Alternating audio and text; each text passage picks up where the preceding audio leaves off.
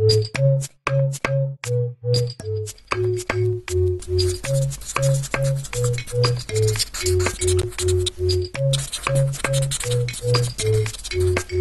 far as the woodchuck ciders go, this one's a bit drier than some of the rest, and I think that spicy, lemony, almost a lemony kind of zing from the ginger, the natural flavors from the ginger, present a really nice, light, really drinkable product that we have here that's, I think, great for the summertime. We felt like it would be best for us to try to use organic whole ginger, and once we started looking into that, pretty much our options were really limited. The place I started was at the local co-op. I talked to the produce manager there, and she had told me about the fact that there were essentially 2 places in the world where organic ginger is actually grown. It's great to be able to source it from the United States. Ginger you can't get locally, and the only state it's grown in is Hawaii on the Big Island, and it's really good and it's in season right now. I found it was really interesting that you all were thinking of using fresh ginger,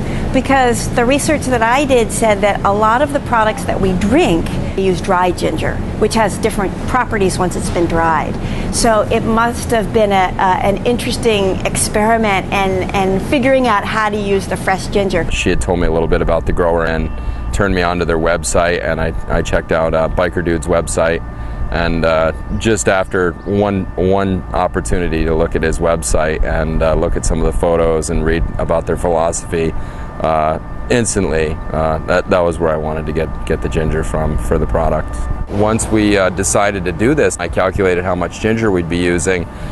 We started thinking, how are we going to handle a pallet of ginger? How are we going to grind a pallet of ginger in a timely manner? It wasn't going to be on the hand, grater. We bought an industrial grinder, and we had some of our variety pack people come in and give me a hand grinding that up one day, and we decided that wasn't even going fast enough. And at that point, Dan Rowell had come through, and he said maybe it would work better with a food processor. And I said, well, if you have one, bring it on in. And sure enough, the next morning I got into work at 6 a.m. and he was already here, and I went to my desk, and on my desk is his wife's food processor, and we fired it up and threw that into the mix with the grinder and everything else, and it seemed to work great. I think really it gives us a little truer flavor that we're looking for, more representative of what it is we're working with.